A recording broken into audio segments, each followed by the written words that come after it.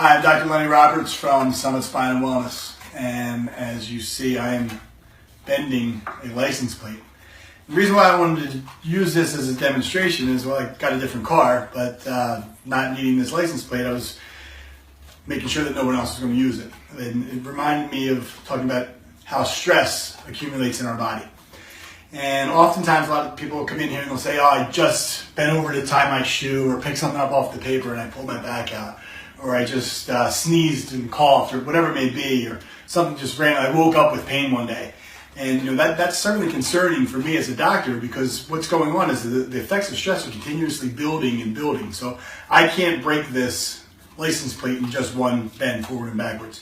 But the point of what I'm talking about here is that stress will continue to gradually build. So say this is the threshold where pain develops. Stress will accumulate and gradually build and build and build. You may think everything's totally fine, and then it's typically one last straw that breaks the camel's back, and you're like, whoa, where the hell did this come from? Well, this is what's going on. Stress is build, and I'm just starting to make a crack in that license plate, just like how that crack will eventually start to break our body down. And this is what happens in our society from the repetitive stresses that we see. People sitting on these types of things all day long, sitting in front of a computer, their heads forward over their shoulders, and their shoulders are rounding forward, and they're accumulating stress and tension in their spine. Same thing with these. Most of our society has one of these, and the vast majority of them are down here all day long.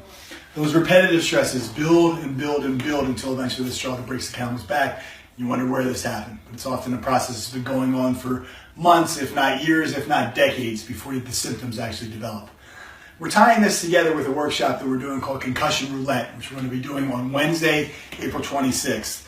We're going to talk about getting a baseline for any individual, and it doesn't have to be an athlete. I'm actually getting into the boxing ring on Saturday, April 29th, but I'm going to have a baseline of exactly where I am from a neurological standpoint and a structural and functional standpoint. So we're going to be doing a pre-test to get a good baseline on where I am, and then post-test to see where I am after the fight.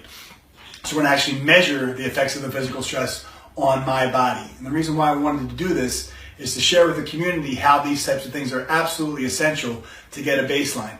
I've had 2 concussions that I know of. One was from falling off of a skateboard and landing on my face and broke my nose and was knocked out.